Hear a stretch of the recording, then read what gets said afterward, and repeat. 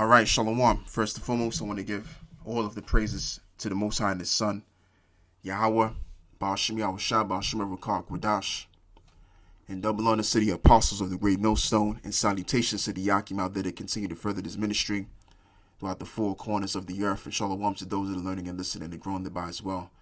Coming at you with another video, and this video, as you can already see, I'm going to be talking about a solar eclipse which is forth to come on the 10th of this month. As it reads, it says solar eclipse on the 10th of June. What is a ring of fire eclipse? An annular eclipse, also known as a ring of fire eclipse, will take place over certain parts of the world on the 10th of June. What is the ring of fire eclipse? A ring of fire solar eclipse will take to the skies on the 10th of June. North America will be the main beneficiary of the eclipse, with the astronomers stating there will be an annular eclipse over the U.S. and Canada, while the U.S. and Canada will see the ring of fire eclipse at its peak. Other parts of the world will see it in all its glory.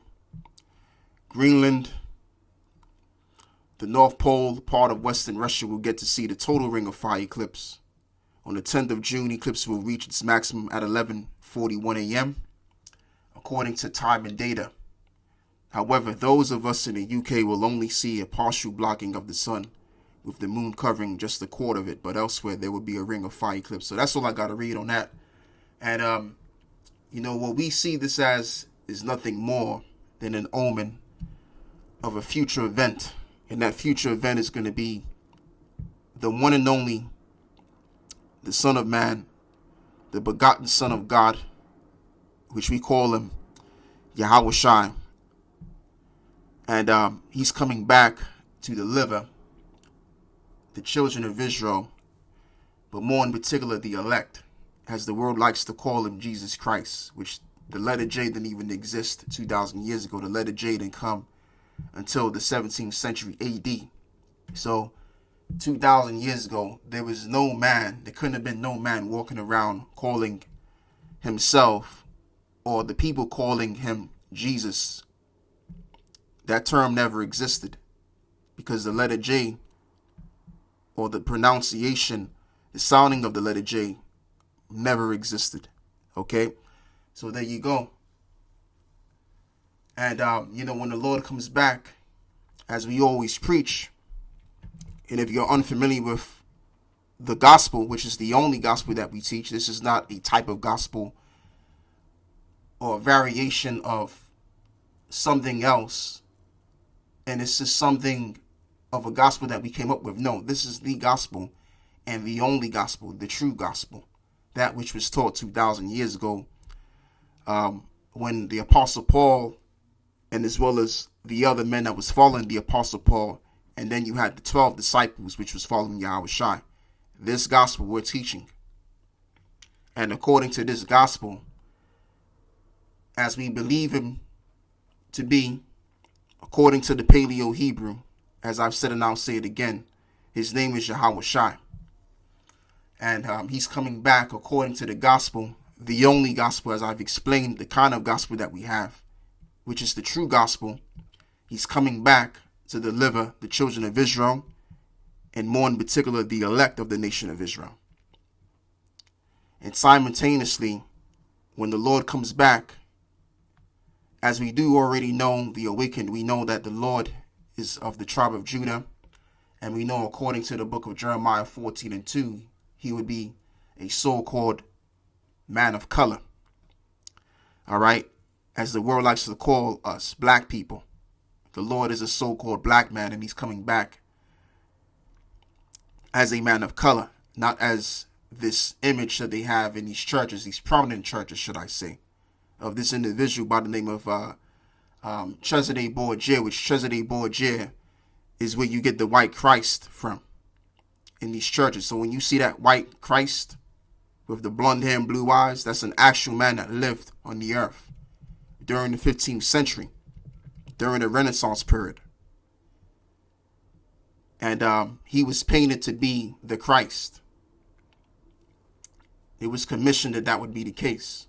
All right, that he would be the Christ that everybody would have to acknowledge and worship as the Christ. So that white image is nothing more than the image of Cesare Borgia. Okay? The true depiction of the Messiah is that of a man of color. And he's coming back with the angels, and as well as he's coming with angelic force himself. Great power he's coming with. And that will be seen on the earth. And with great power shall he deliver us, and with great power simultaneously will he destroy this world of the so-called white man's, which is what we're serving and we're under right now.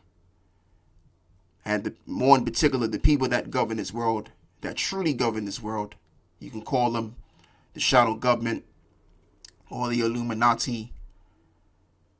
But as they like to call themselves, the J-ish people, their power is going to be taken from them. And as well as overall, you so-called white people, your world is coming apart, and it will end because of this scenario.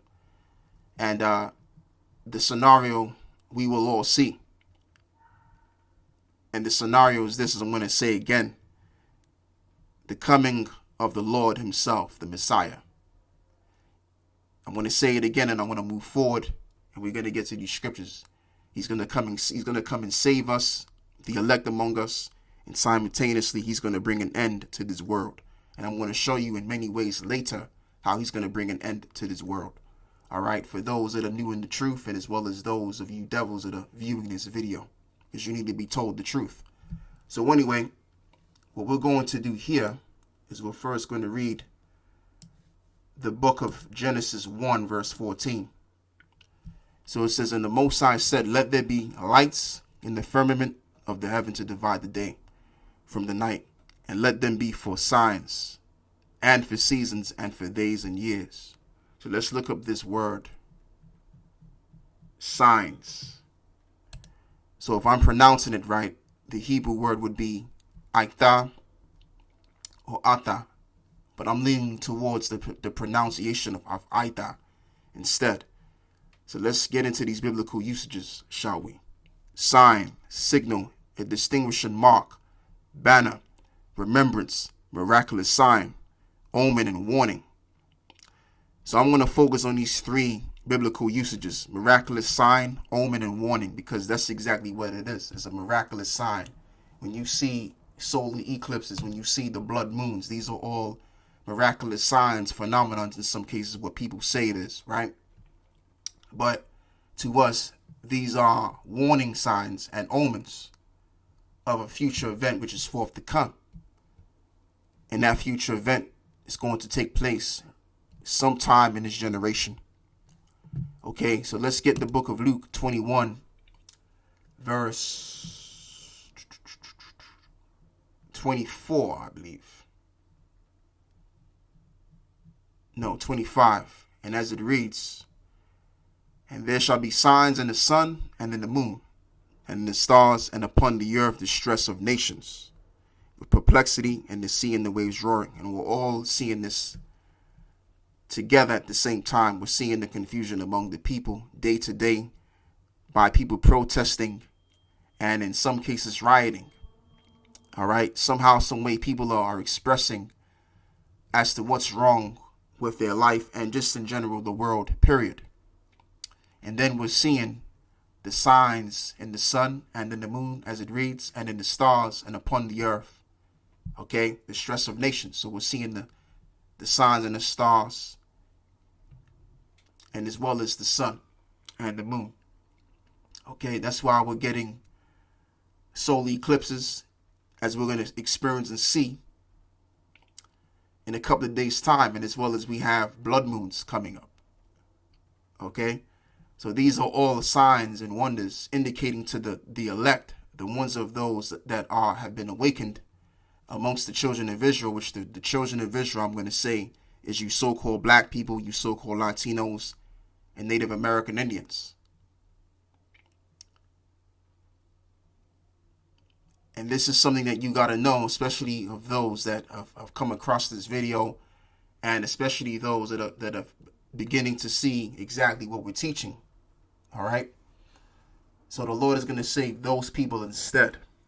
and as well as the Lord is going to destroy our enemies, which the main enemy of the children of Israel is the children of Edom, and the children of Edom are nothing more than so-called white people, whether they call themselves the J-ish people, or whether they call themselves French, whether they call themselves German, whether they call themselves British, which they're not really the real British, because the term British means the men of the covenant, which the men of the covenant are Israelites, because the Israelites were ruling in England before the whites came in to ruling in England.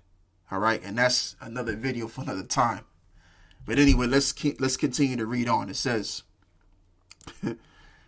men's heart failing them for fear, and for looking after those things which are coming on the earth, for the powers of heaven shall be shaken.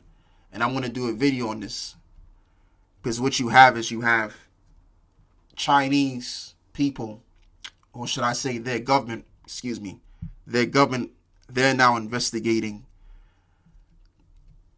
on the what they call UFOs, as well as the Pentagon has been investigating at the same time. And I believe that there's other nations doing the same thing too, and they should be doing it, because as it says in the book of Revelations, the first chapter, 1 verse 7, as I beg to believe it is, it says that every eye shall see him. So how is that going to be the case? Because when the Lord comes back, he's coming in a gigantic chariot, as the world calls UFOs or UAPs. And it's going to be so big that everywhere around the earth, and the people that's in every place on the earth will see this chariot, and as well as the thousands of heaven, which will come in the mist as well when he makes a second return. And that's how the powers of heaven shall be shaken, because you have powers that are here on earth among all of these other nations, and they're going to be shaken out of power when the real power pursues this earth. Okay, or should I say more so, invades this earth. Luke 21 verse 27, and then they shall see the Son of Man coming in a cloud of power and great glory. And who is that Son of Man, I say? Is Yahawashi, who the world calls him is Jesus Christ.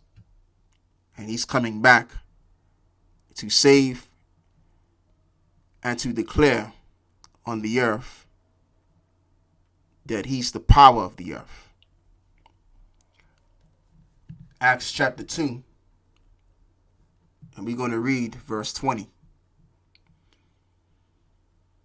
Let's begin reading verse 19. And I will show wonders in heaven above, and signs in the earth beneath, blood, fire, and vapors of smoke. The sun shall be turned into darkness, as we're going to see and experience solar eclipse, and the moon into blood. Every once in a while we see this too, blood moons, before that great and notable day of the Lord come. So now we know and understand, every time we see these signs and these wonders in the heavens, that the Lord is coming back for sure. It's not a matter of if or buts about it, and we don't doubt it. It's definitive that he's coming back, because the world has to change for the better. Because right now we're under the corruption of these devils, and these devils have definitely corrupted and perverted the ways of life in every which way that they did. So things have to change, and the change is going to come through Yahawashi. Okay, Zephaniah 1, and we're going to read verse 14. And it says, the great day of the Lord is near, and it is near, and it hasteth greatly, even the voice of the day of the Lord. The mighty man shall cry there bitterly. That day is a day of wrath, and a day of trouble, a distress, and a day of wasteness, and a desolation, and a day of darkness, gloominess, and a day of clouds, and thick darkness. A day of the trumpet, alarm against the fenced cities and against the high towers. So that's what day it's going to be. The day of the Lord is going to be a day of wrath, darkness, and desolation. It is not going to be a sunny, jolly old day. All right, it's going to be a day of despair, especially upon those that have lived nice. And I'm talking about the so-called white people. And they've lived nice because they've shed the blood of our people by enslaving our people and doing all kinds of nastiness to our people while we were in hardcore slavery under them. And they're going to pay for the crimes that They're going to pay for the crimes of their forefathers. As they like to say, the ones of them that approach the camp, they like to say, well, you know, my father owned this, my great-great-grandfathers owned slaves, but I did it. So I shouldn't have to suffer for the crimes of my forefathers. Well, you have to, because you are your forefathers coming back in a reincarnation. As life has its cycle, life is a cycle, and life is recycled again. Okay, when you die in one lifetime, you come back in another lifetime. That's how it works. When you die in one lifetime, you come back in another lifetime. As it reads in the book of Ecclesiastes 1, it says that the thing that which shall be, the thing that which was, it shall be, and it had already been of old time. I'm roughly paraphrasing the scripture. So the reason why things come back all over again, because the spirits of men and women come back all over again, doing the same thing. Okay, so there's no such thing as you die once and that's it. No, you die once in one lifetime and you come back in another lifetime as a newborn baby.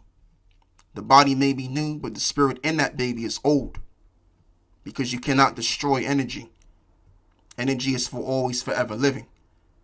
But the physical body of man disintegrates, but the energy lives on.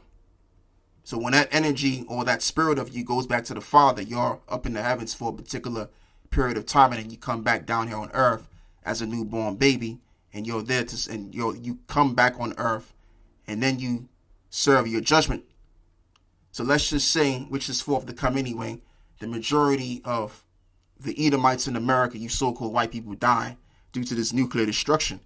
Every last one of y'all are going to come back, and you're going to be born as slaves, because the ones of your parents that we find, or your great-great-grandparents that we find, all right, we're going to shackle them up and we're going to enslave them, and you will see yourself as slaves, and you will see your peoples as slaves, your family members as slaves.